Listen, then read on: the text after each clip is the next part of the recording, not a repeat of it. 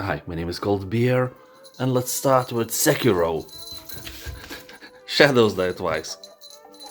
Bound to protect a young lord who is a descendant of an ancient bloodline, you become the target of many vicious enemies. When the young lord is captured, nothing will stop you on a perilous quest to regain your honor. Well, except death. Death will stop you many times. Keep in mind that Sekiro is the creation of the same developers as the Souls games, and it's meant for people with masochistic tendencies. If you hate yourself, this game is for you. Although I have one piece of advice on how to easily beat this game. It's very simple. Stop being a noob and get good.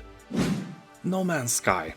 This is an alive project. Updates are constant, the game is getting better and better every year. And by saying constant updates, I'm not kidding. I have noticed that they update the game every month, or even more often. Here every star is the light of an actual distant sun, each orbited by planets filled with life, and you can go to any of them. The game is actually enormous. Of course, that size is only available because of procedural generation. So the real question is your mama procedurally generated? Oh, come on, how dare you? I'm sorry, no I'm not. So here you fly from deep space to planetary surfaces without loading screens. In this infinite universe you will discover places and creatures that no other players have seen before, and perhaps never will again. So it is tailored for those who want to go where no human boldly went before, or for those who want to find the best place in the galaxy, which is called Beristan. Everyone knows that. Also keep in mind that every other player lives in the same galaxy and you can choose to share your discoveries with them on a map. That is cool. Station to Station. This is a minimalist and relaxing game about building railway connections. Yes, because connections with other people are above our capabilities, let's connect with the railway. Your world starts small with a handful of various structures. You will place stations and build rails to foster growth and expansion. As you build more connections, your area will grow, transforming into a lush, vibrant environment full of colors and life. Although not everything is relaxing here. To keep you on your toes, the game also features puzzle elements, challenging your IQ to optimize routes and solve logistical riddles. So make sure that you have at least a bit higher IQ than room temperature and enjoy this game, which will burn around 8 hours of your boring life.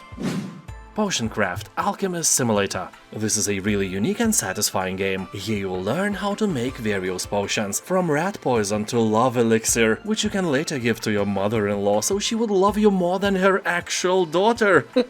What a devious plan this is. Also here you can buy various ingredients from traveling merchants or grow them by yourself in your medieval garden. Game has about 90% of positive reviews for a reason. People on Steam are saying that Potion Craft is a really relaxing chill game without many restraints, like time that runs out. No, nothing like that here. Really simple yet thoughtful game. High on Life.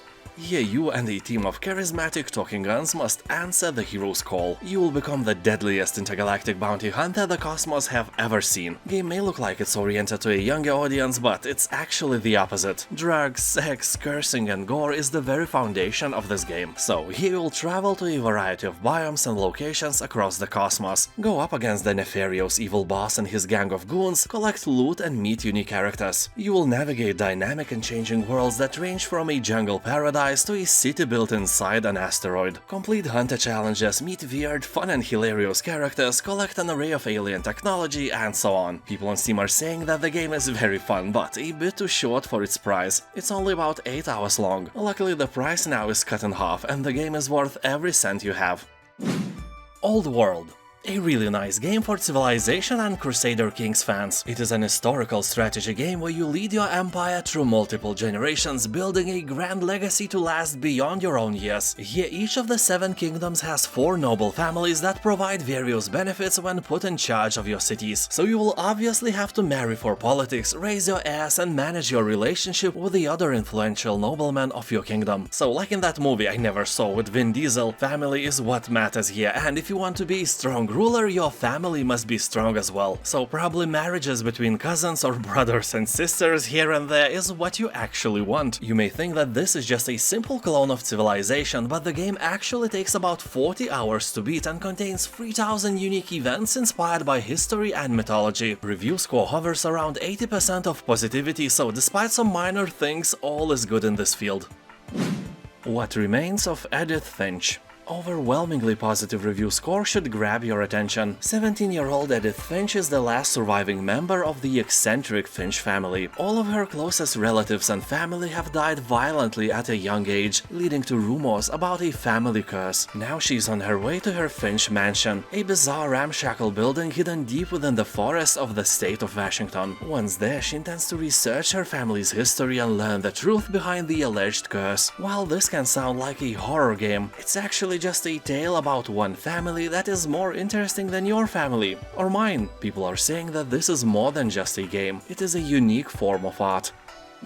Banishers, Ghosts of New Eden. Despite the fact that this is a single-player game, here you will play as a ghost hunter couple who vow to protect the living from the threat of lingering ghosts and specters. In a disastrous last mission, the woman was fatally wounded, becoming one of the spirits. So in the haunted wilds of North America, the couple desperately searches for a way to liberate her from the curse. Basically, the game copies the main aspect of The Witcher. You hunt monsters as your main profession, although the gameplay is more similar to God of War. So in the process, you will immerse yourself in a beautiful story between two fated lovers. As witches, banishers, you will enter the lives of simple communities and solve haunting cases in a mythical, lore-rich world plagued with supernatural creatures and ancient secrets. Sounds cool, and the general public mainly agrees by giving it above 80% positive review score.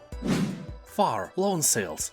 This is a vehicle adventure game where you travel across a dried-out ocean following the tracks of a once thriving civilization. Through an array of roadblocks and hazardous weather, you need to keep your vessel going. While doing that, a lot of questions are circling in your mind. Where will this journey take you? Are you the last of your kind? What happened to the ocean? Will you taste potato salad ever again? Will they finally make another Edge of Tomorrow movie? Can we, with the help of AI, make more Firefly series in the future? And why, when you drink 1 liter of beer, you piss out 2 liters of piss? I guess if you crack the latter, the Nobel Prize would be yours without competition. So it's only you, your machine, and the big nothing. Far is an art from the big A. True fart, if I may say, but in a good sense. Trover saves the universe. This humoristic game is quite crazy, and there is why. Your dogs have been kidnapped by a lunatic named Glorcon, who stuffed them into his eye holes and is using their life essence to destroy the universe. It's hard to go more loco than that. It's possible, but hard. So you are partnered with Trover, a little purple eye-hole monster who isn't a huge fan of working or being put in the position of having to save the universe. He also kinda hates you as well. So there the mechanics kick in. You control Trover's movements, but not his mouth. He got a lot to say about what's going on in the game, and about you, of course. The game has around 90% of positive reviews, so if you like humor, there is no escape. You should play it.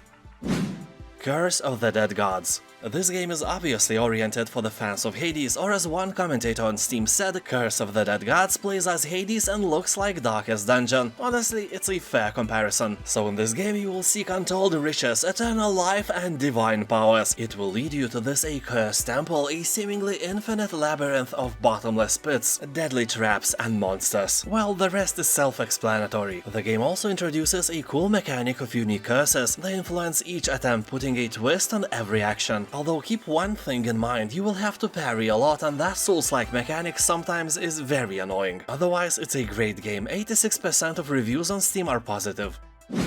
Dorfromantik.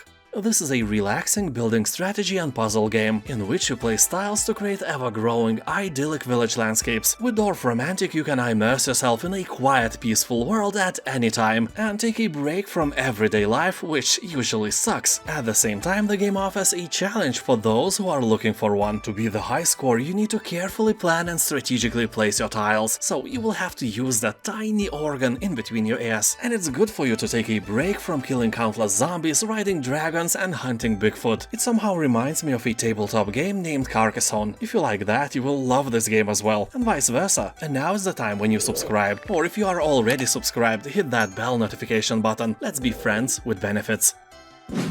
Bendy and the Dark Revival. The second part of Bendy and the Ink Machine was released 5 years after the success of its predecessor, and surprisingly it is even more loved by the puzzle and horror fans than the first part. On Steam it is close to an overwhelmingly positive title, and that is a thing you cannot ignore. Here you will play as Audrey as she explores the depths of a creepy animation studio that's gone completely mad, just like your alcoholic Uncle Steve who believes that Earth is in the shape of a vodka bottle. Yeah, flat earthers are such a thing of the past. Anyway, here you'll combat ink-tainted enemies, solve puzzles, and evade an ever-lurking ink demon while seeking your way back to the real world. You never know who or what is going to be around the next corner in this crazy realm of shadows and ink. Like in the first part, you will have to discover the truth, escape the studio, and above all, fear the ink demon, and survive. A wonderful game for your spooky evenings.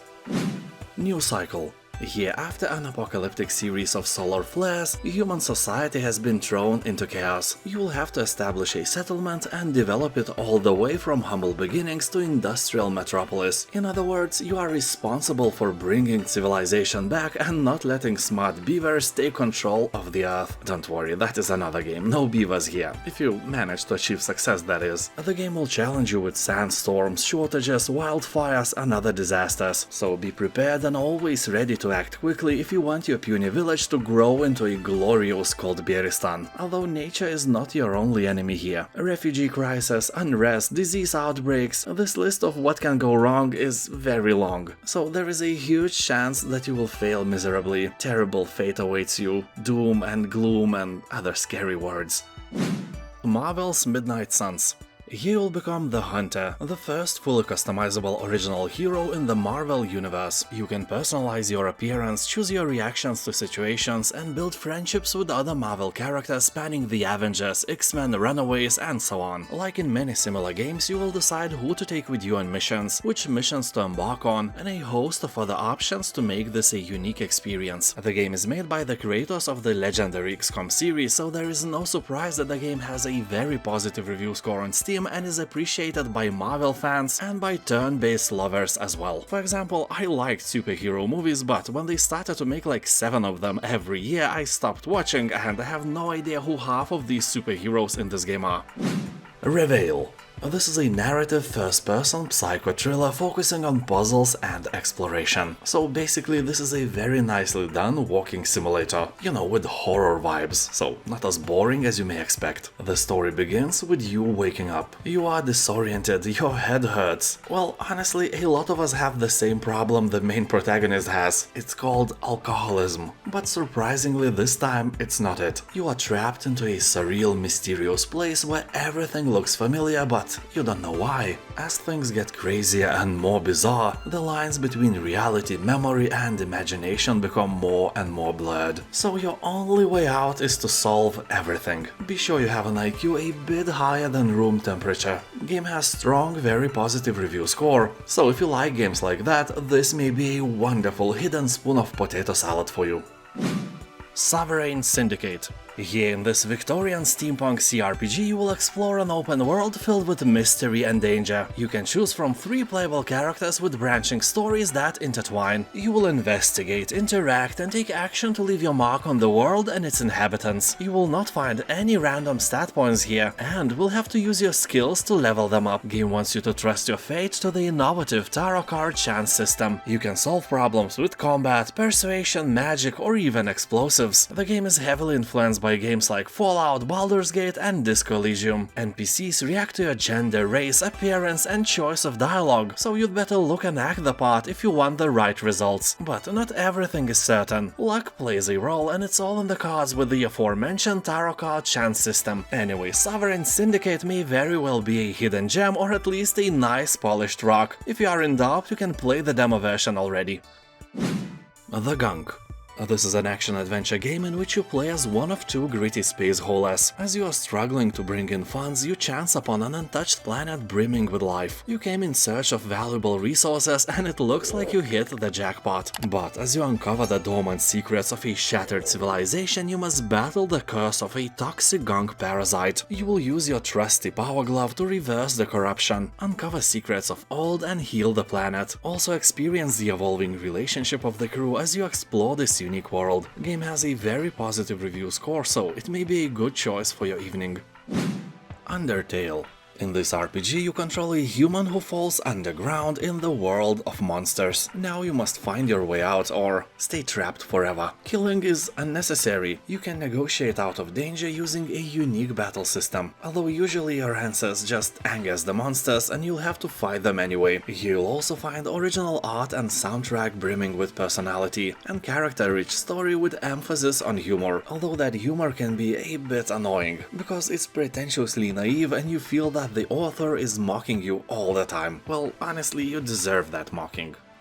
Yeah, I know what that reminds you, shut up. The game itself is really original, and if you avoided it somehow, now it's the time to correct this mistake of your life, because in Undertale you can become friends with all the bosses, date a skeleton and be friends with many dogs.